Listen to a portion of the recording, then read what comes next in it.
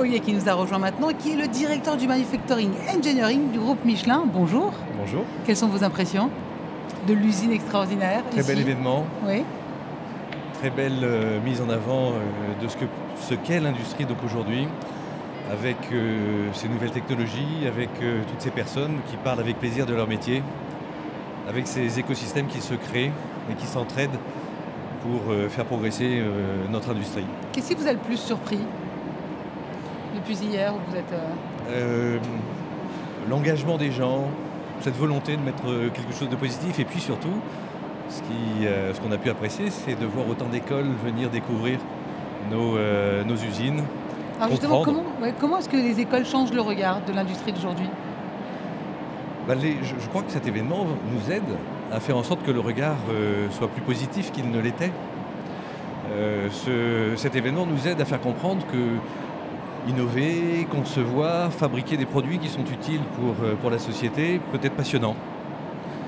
Passionnant pour des aspects techniques. On peut appliquer tout ce qu'on a appris à l'école, on peut le développer, on peut s'en servir pour faire des choses nouvelles et innover. Passionnant donc aussi parce qu'on comprend que le travail est un travail d'équipe, à l'intérieur des entreprises, mais aussi entre les entreprises. Enfin passionnant parce qu'on fait tout ce travail qui consiste à mettre à disposition de la société des produits nouveaux, des produits dont la société a besoin, et on le fait dans un profond respect de l'environnement. Mais tous ces jeunes, qu'est-ce qu'ils vous ont dit ? Vous avez pu parler avec eux ? Ils veulent savoir comment s'épanouir au sein de l'entreprise, ils veulent savoir comment finalement nos usines introduisent toutes ces technologies auxquelles ils sont confrontés tous les jours, et comment on peut finalement progresser dans nos entreprises industrielles. Donc ce que vous voulez, c'est qu'ils créent un lien entre la responsabilisation et la digitalisation, ces jeunes ? Alors il ne faut surtout pas opposer digitalisation et responsabilisation. On a besoin de cette responsabilité, de cette autonomie de nos équipes pour introduire nos technologies digitales. En fait, le digital, ça n'est autre que mettre à disposition les données nécessaires là où il le faut, quand il le faut, auprès des opérateurs qui en ont besoin. Et ceux qui en ont le plus besoin sont effectivement donc ceux qui sont dans nos ateliers, qui sont donc en support de nos ateliers. Ils doivent pouvoir participer à la définition de ces données dont ils ont besoin. Ils doivent pouvoir participer dans la manière dont ces données leur arrivent. Parce que la donnée, elle est importante, non pas parce qu'on la met à disposition, mais parce qu'on l'utilise. Et c'est dans cette utilisation qu'on va aller chercher la performance. Cette utilisation, elle est dans nos ateliers. Il y a des postes à pourvoir aujourd'hui chez Michelin, justement, dans ces métiers-là ? Alors, il y a des endroits où on a du mal à recruter. Donc aujourd'hui, oui, bien sûr, on recrute tous les ans. Et on recrute sur nos métiers traditionnels, mais aussi on recrute bien évidemment donc, pour mettre en place ces nouvelles compétences dont on a besoin. Et ces compétences, elles sont variées.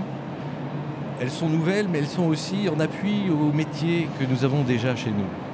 Donc elles vont permettre de développer les personnes qui sont dans nos usines. Donc c'est ça, quand on a du mal à recruter, peut-être que la solution, c'est d'informer ces jeunes, non ? Oui, il faut que les écoles, les universités mettent à disposition ces compétences dont on a besoin. Il faut qu'on soit capable de faire les évolutions informatiques dont nos usines ont besoin. Il faut qu'on soit capable de comprendre comment gérer et mettre à disposition les données. Il faut qu'on soit capable de mieux les utiliser. Oui, on a besoin de compétences nouvelles. Il faut donc les étudier et il faut les mettre en place. Et informer. D'accord, j'ai bien compris. Et alors, quels sont les facteurs du succès du développement des technologies digitales ? Eh bien, comme on vient de l'évoquer, mettre les personnes au centre donc garder l'humain malgré tout. Donc, bien sûr, de la préoccupation que nous avons de faire progresser nos usines, parce qu'on fait progresser nos usines grâce aux personnes qui sont dans nos usines. Donc tout ce travail qu'on fait se fait pour faire grandir les personnes qui sont dans nos usines. Le deuxième facteur clé de succès, c'est tout le travail technique et informatique qu'il est nécessaire de faire dans nos usines pour pouvoir gérer. Il est en cours. On sait ce qu'on veut faire aujourd'hui chez Michelin et on est en train de le déployer pour capter, gérer, stocker, protéger les données. On parle de cybersécurité, il y a tout un travail technique extrêmement important donc, à pouvoir réaliser. Puis un autre facteur clé de succès, c'est tout simplement effectivement donc acquérir les compétences dont on a besoin dans chacune de nos usines. Et puis gérer le change management que toute cette introduction va opérer dans nos ateliers. Automatiser la prise de la donnée, c'est finalement donner beaucoup de temps à beaucoup de monde dans nos ateliers. Ce temps-là, il faut l'utiliser pour analyser.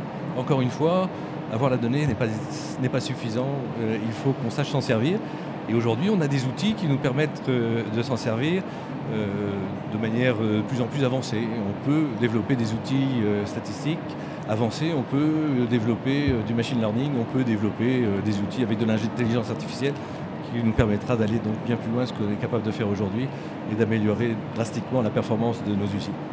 Jean-Philippe Ollier, merci beaucoup. Vous êtes directeur du Manufacturing Engineering du groupe Michelin. Merci beaucoup. Infiniment. Et belle usine extraordinaire. Merci.